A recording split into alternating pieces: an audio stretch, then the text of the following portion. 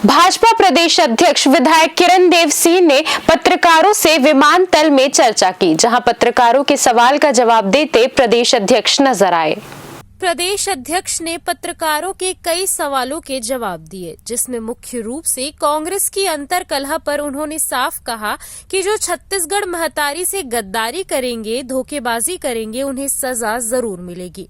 आगे उन्होंने कहा कि मुख्यमंत्री की जीरो टॉलरेंस की नीति कारगर साबित हो रही है, जहां भ्रष्टाचार करने वालों के ऊपर लगातार कार्रवाई हो रही है। भाजपा सरकार के 2 वर्ष के कार्यकाल में कई कार्रवाई ये दर्शा रही है कि भ्रष्टाचार मुक्त छत्तीसगढ़ की स्थापना हो चुकी है और लगातार भ्रष्टाचारियों के ऊपर कार्रवाई तय है। देखिए, भारतीय जनता पार्टी शुरू से इस बात को कहती आ रही थी कि हमेशा से कांग्रेस को अपराधियों के साथ ही खड़ा हुआ क्यों देखा जाता है। एक बात तो ये है। दूसरी बात ये है कि ये छत्तीसगढ़ महतारी का जो वो है प्रदेश, और इसमें किसी भी प्रकार की गड़बड़ी, किसी प्रकार का भ्रष्टाचार, किसी प्रकार का घोटाला, इसको अगर आप एक परिणाम तो उसका मिलेगा जब आप कोई गलत काम करेंगे और आपकी नीयत ठीक नहीं होगी स्वाभाविक रूप से, तो उस पर कार्रवाई के लिए भी तैयार रहना पड़ेगा। अब कोई इसके साथ है, कोई उनके साथ है, ये तो उन्हीं लोग जानेंगे क्या है। लेकिन इतना ज़रूर बोलूँगा मैं कि आदरणीय मुख्यमंत्री विष्णुदेव साय जी के जीरो टॉलरेंस पे चलने वाली ये सरकार है भारतीय जनता पार्टी के। निश्चित रूप से जैसे जैसे और सिद्ध होते जाएंगे दोष, वैसे कार्रवाई होती है। कांग्रेस सरकार के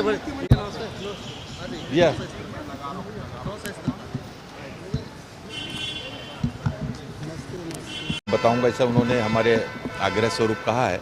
जल्दी उनका आगमन होगा, ऐसा हम लोग विश्वास व्यक्त करते हैं। राहुल गांधी अयोध्या जा सकते हैं बहुत जल्द। बताऊंगा, ऐसा उन्होंने हमारे आग्रह स्वरूप कहा है। जल्दी उनका आगमन होगा, ऐसा हम लोग विश्वास व्यक्त करते हैं। राहुल गांधी अयोध्या जा सकते हैं बहुत जल्द। चले जाएं तब देखेंगे। छत्तीसगढ़ भी आने वाले थे, ट्रेनिंग प्रोग्राम होने वाला था, लेकिन हो नहीं पाया यहाँ जिलाध्यक्ष का। उसी प्रकार से जब अयोध्या जाएंगे तो देखेंगे। भैया, छत्तीसगढ़ बीजेपी ने एक पोस्ट किया है, कांग्रेस पर निशाना साधा है और कहीं ना कहीं भूपेश बघेल और चरणदास महंत के बीच में जो खींचतान चल रही है उसको लेकर के तंज कसा है और ये कहने की कोशिश की है, ये संकेत दिया है कि एक भूपेश बघेल का आदमी जेल के अंदर है, कवासी लगभग, और एक चरणदास महंत के करीबी बालेश्वर साहू, वो भी अब जेल में भ्रष्टाचार के आरोप में चले गए। देखिए, भारतीय जनता पार्टी शुरू से इस बात को कहती आ रही थी कि हमेशा से कांग्रेस को अपराधियों के साथ ही खड़ा हुआ क्यों देखा जाता है। एक बात तो ये है। दूसरी बात ये है कि ये छत्तीसगढ़ महतारी का जो वो है प्रदेश, और इसमें किसी भी प्रकार की गड़बड़ी, किसी प्रकार का भ्रष्टाचार, किसी प्रकार का घोटाला, इसको अगर आप एक परिणाम तो उसका मिलेगा जब आप कोई गलत काम करेंगे और आपकी नीयत ठीक नहीं होगी स्वाभाविक रूप से, तो उस पर कार्रवाई के लिए भी तैयार रहना पड़ेगा। अब कोई इसके साथ है, कोई उनके साथ है, ये तो उन्हीं लोग जानेंगे क्या है। लेकिन इतना ज़रूर बोलूँगा मैं कि आदरणीय मुख्यमंत्री विष्णुदेव साय जी के जीरो टॉलरेंस पे चलने वाली ये सरकार है भारतीय जनता पार्टी के। निश्चित रूप से जैसे जैसे और सिद्ध होते जाएंगे दोष, वैसे कार्रवाई होती है। कांग्रेस सरकार के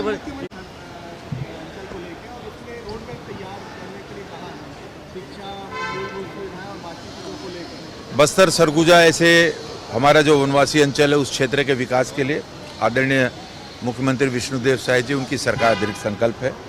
वहाँ विकास के सारे काम और सरकार की सारी कल्याणकारी योजनाएं तीव्र गति से पहुँचे, तेजी से और जितने भी विकास के काम है वहाँ पर संपन्न हो। इस दृष्टि से निश्चित रूप से आदरणीय मुख्यमंत्री विष्णुदेव साय जी चिंतित है।